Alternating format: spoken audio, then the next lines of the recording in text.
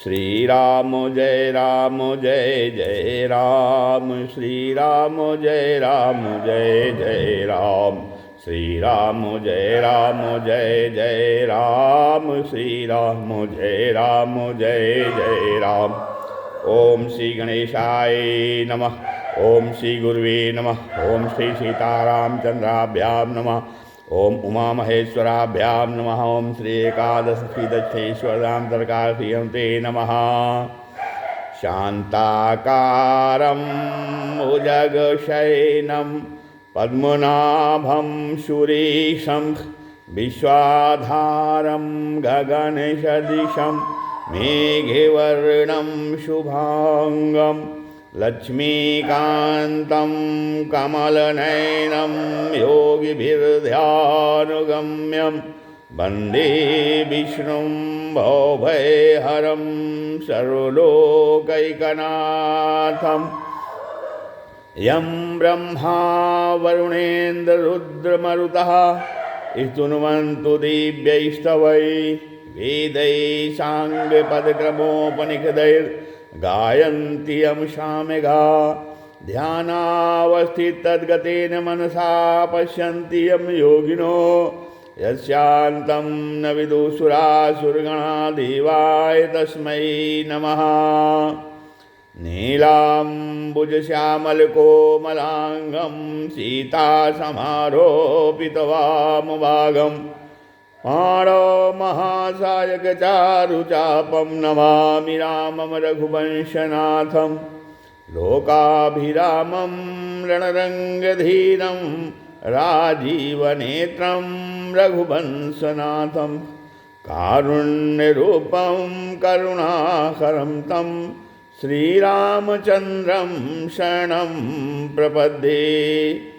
आपदामापहर्तारं दातारं सर्वसम्पदां लोकाभिरामं श्रीरामं भूयो भूयो नमाम्यहम्। वंशी विभूषितकरान्नवनीरदाभात् पीताम्बरादरुणबिम्बफलाधरोक्षात् पूर्णेन्दुसुन्दरमुखादरविन्दनेत्रात् कृष्णात् परं किमपि तत्त्वमहं न जाने। भवानी शंकरो वन्दे श्रद्धाविश्वासरूपिणो याभ्यां विना न पश्यन्ति सिद्धा स्वान्तस्त्वमीश्वरम्। मनोजवं मारुततुल्यवेगं जितेन्द्रियं बुद्धिमतां वरिष्ठं वातात्मजं वानरयोथमुख्यं श्रीरामदूतं शरणं प्रपद्ये। मूकं करोति वाचालं पंगुं लङ्घयते गिरिं यत्कृपातमहं वन्दे परमानन्दमाधवम्। गुरुर्ब्रह्मा गुरुर्विष्णु गुरुर्देवो महेश्वरः गुरु साक्षात् परब्रह्म तस्मै श्री गुरुवे नमः। श्री राम जय जय राम, श्री राम जय श्री राम। सत्संग के क्रम में आज श्रीमद् भगवद गीता के अध्याय 12 के 13वें एवं 14वें श्लोक का जो है व्याख्यान कथन श्रवण किया जा रहा है। इसके पहले भगवान ने निर्गुण और निराकार ब्रह्म और जो है सगुण साकार भगवान की उपासना करने वाले उपासकों में सगुण उपासकों को जो है वो श्रेष्ठ माना है और श्रेष्ठ बता करके अर्जुन को जो है सगुण उपासना करने की आज्ञा दिया। अब सगुण उपासना के अंतर्गत भगवान ने जो है अपनी प्राप्ति के 4 साधन बताए। अब आगे भगवान जो है जो आगे प्रकरण में चारों साधनों से सिद्धावस्था को प्राप्त हुई अपने प्रिय भक्तों के लक्षणों का विषय में बता रहे हैं कि जो 4 साधन हैं बताए हैं, उन 4 साधन करने के बाद जो हमारे भक्त सिद्ध हो जाते हैं तो उनके विषय में बता रहे हैं कि उनके लक्षण क्या हैं। उनके विषय में बता रहे हैं कि सिद्ध भक्त के जो है भगवान 12 लक्षण बता रहे हैं कि उनके 12 लक्षण होते हैं जो जो है सगुण साकार रूप की उपासना करके, सगुण साकार भगवान की उपासना करके जो भगवान के भक्त सिद्ध हो जाते हैं, उनके लक्षण भगवान बता रहे हैं। उनके लक्षण क्या हैं? तो उनके लक्षण 12 लक्षण बता रहे हैं। क्या कह रहे हैं? अद्वेष्टा सर्वभूतानां मैत्रः करुण एव च निर्ममो निरहंकारः समदुःख सुखाक्षमी संतुष्टः सततं योगी यतात्मा दृढ़ निश्चयः मय्यर्पित मनोबुद्धिर यो मद्भक्तः समे प्रियः।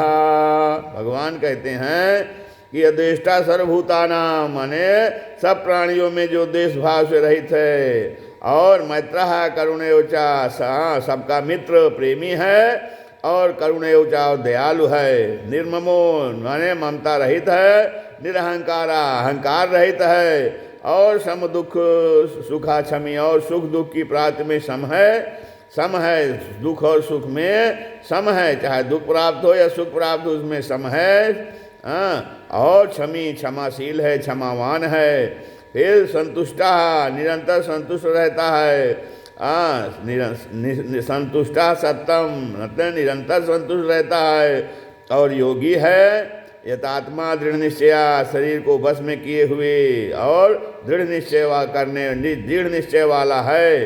तो ऐसा जो मेरा भक्त है, तो मयि अर्पित मनोबुद्धि, मेरे में अपने मन और बुद्धि को जो अर्पण कर दिया है, ऐसा जो मेरा भक्त है, मद भक्ता, ऐसा जो मेरा भक्त है, मेरे में मन बुद्धि को अर्पित कर दिया है, वह मेरे को बहुत प्रिय है। भगवान कहते हैं अद्वेष्टा सर्वभूतानां मैत्रः करुण एव च निर्ममो निरहंकारः समदुःख सुखाक्षमी संतुष्टः सत्यम योगी यतात्मा दृढ़ निश्चयः मयि अर्पित मनोबुद्धिर्यो मद्भक्तः समे प्रियः।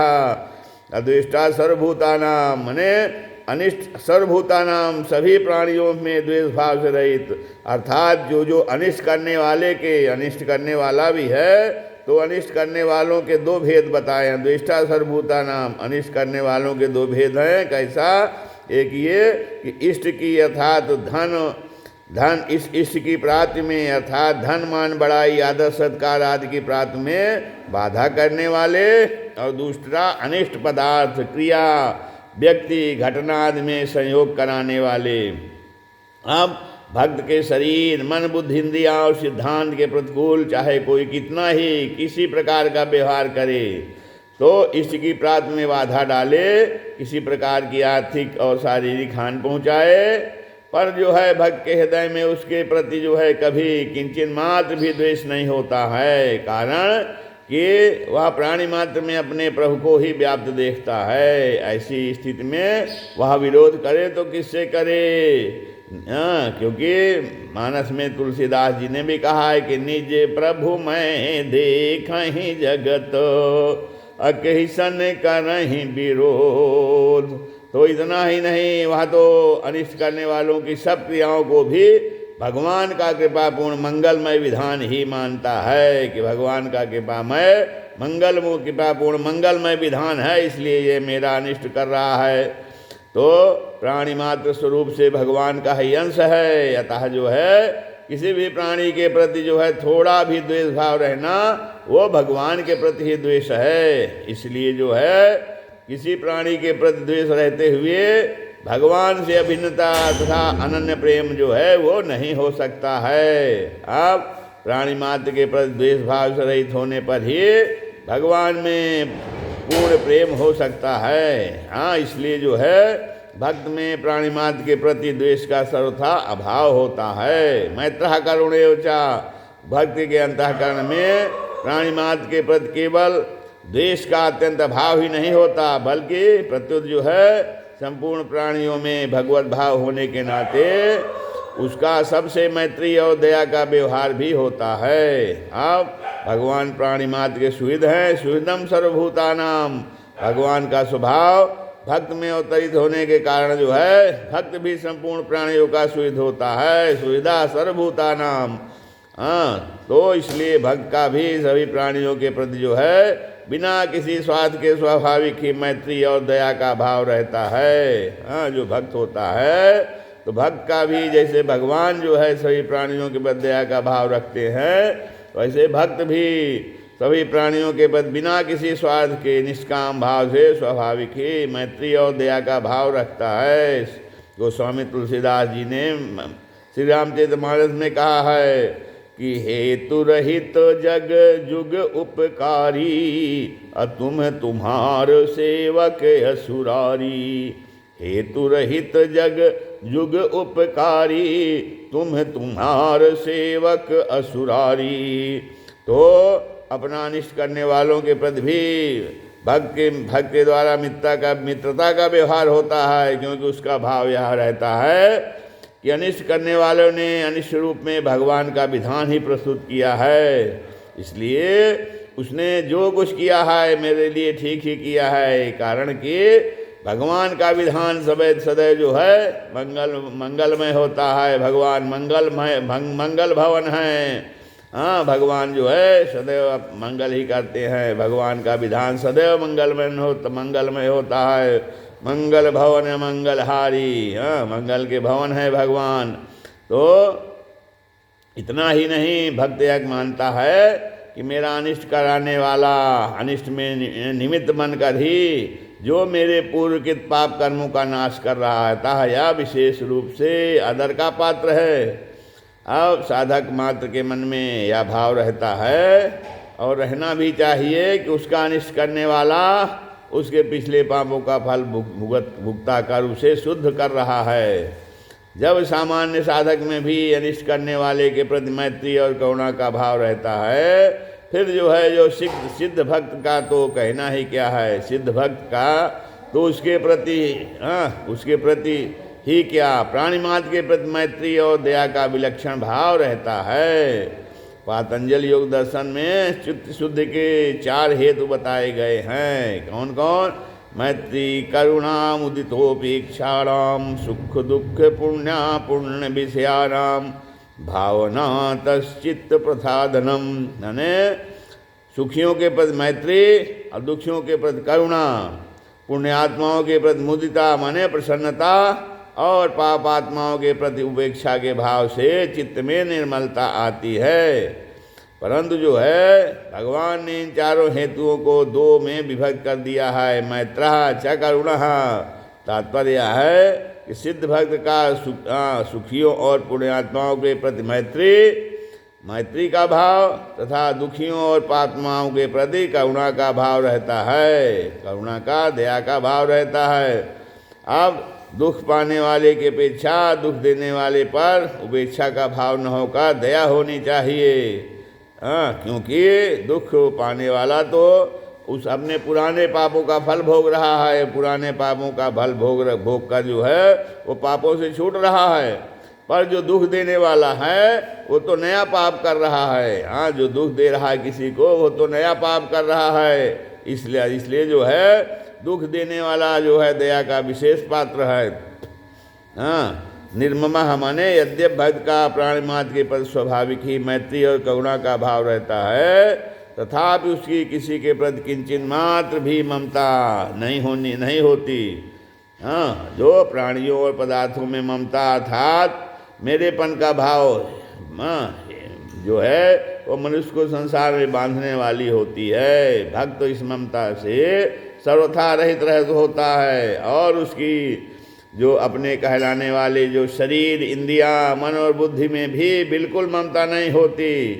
साधक से भूल यह होती है कि वह प्राणियों और पदार्थों से तो ममता को हटाने की चेष्टा करता है, पर जो है अपने शरीर, मन, बुद्धि और इंद्रियों से ममता हटाने की और विशेष ध्यान नहीं देता। इसीलिए वह सर्वथा निर्मम नहीं हो पाता। निरहंकार माने अहंकार रहित, अर्थात शरीर, इंद्रियां आदि जड़ पदार्थों को अपना स्वरूप मानने से अहंकार उत्पन्न होता है।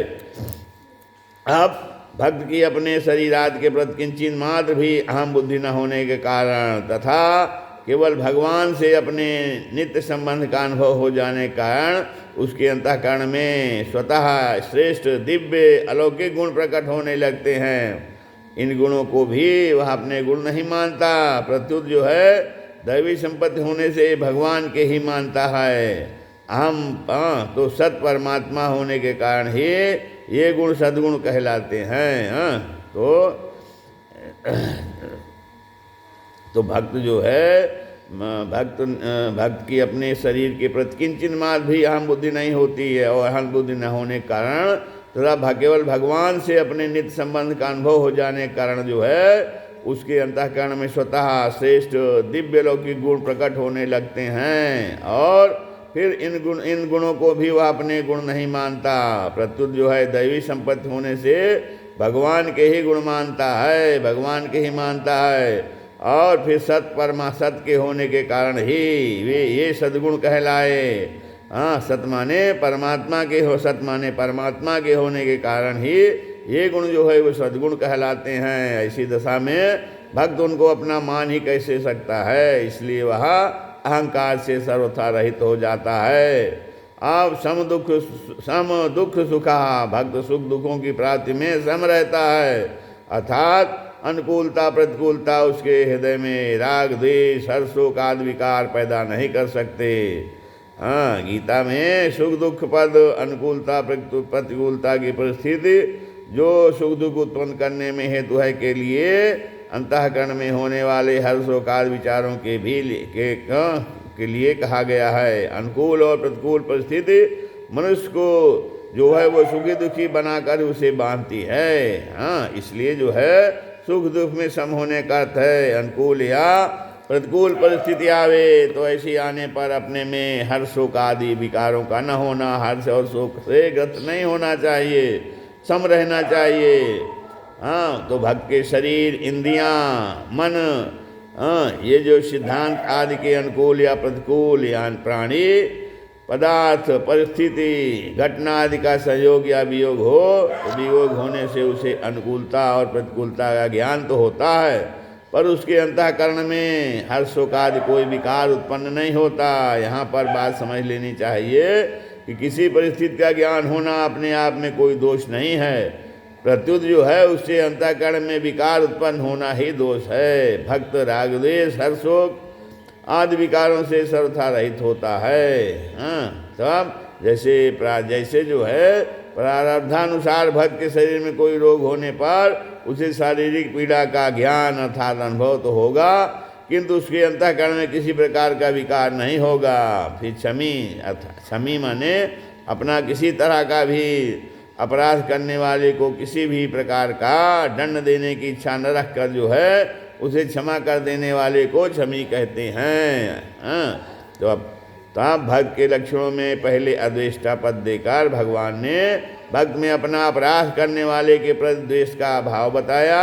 अब यहाँ क्षमी पद से यह बताते हैं कि भक्त में अपना अपराध करने वाले के प्रति ऐसा भाव होता है, भाव रहता है कि उसको भगवान अथवा न किसी के द्वारा भी दंड ना मिले, ऐसा क्षमा मात्र भाव भक्त की एक विशेषता है। ऐसा जो है क्षमा भाव भक्त की एक विशेषता है।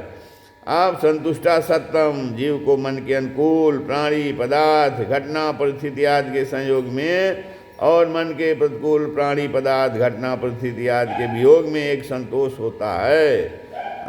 फिर विजाति और अनित्य पदार्थों से होने के कारण यह संतोष स्थायी नहीं रह सकता।